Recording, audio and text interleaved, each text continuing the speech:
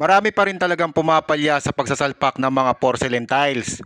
Marami pa rin talagang nagbabaklasan at nagkakapakan makalipas ang ilang taon. Nakadepende kasi yan sa teknik at sa husay ng isang manggagawa. Ang mga porcelain tiles kasi ay hindi gaya ng ceramic. Ang porcelain tiles kasi ay hindi sumisipsip ng tubig. Kaya mahirap ang kasiguraduhan na mapakapit ito sa paglipas ng panahon. Ang nakikita nyong teknik ngayon ay sinauna ng ginagawa na kung saan pinapaapaw ang semento upang mapalabas ang nakakulong na hangin sa loob. Pero wag lang natin basta iasa sa teknik at sa manggagawa ang kasiguraduhan. Dahil may mga produkto na pwede nating magamit para mapakapit ang mga porcelain, granite, marble para sa kasiguraduhan na kumapit siya sa paglipas ng panahon.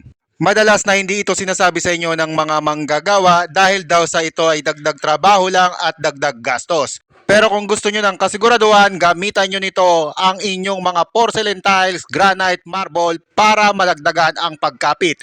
Yung pagbubuntis nga nire-resetahan ng pampakapit sa tiles pa kaya. Hindi nyo ikahihirap ang paggamit ng produktong ito dahil sa paglipas ng panahon subok na ito dahil matagal na ito sa merkado at matagal na itong ginagamit noon pa man. Wala pa sa 1,000 ang presyo niyan. Pero ang epektibong dulot niyan ay higit pa sa inyong inaasahan.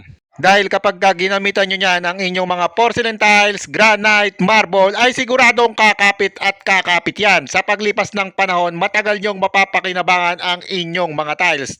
Maluluma na lang ang inyong mga tiles nakakapit pa rin dahil sa produkto na yan. At hindi pa sasakit ang inyong ulo.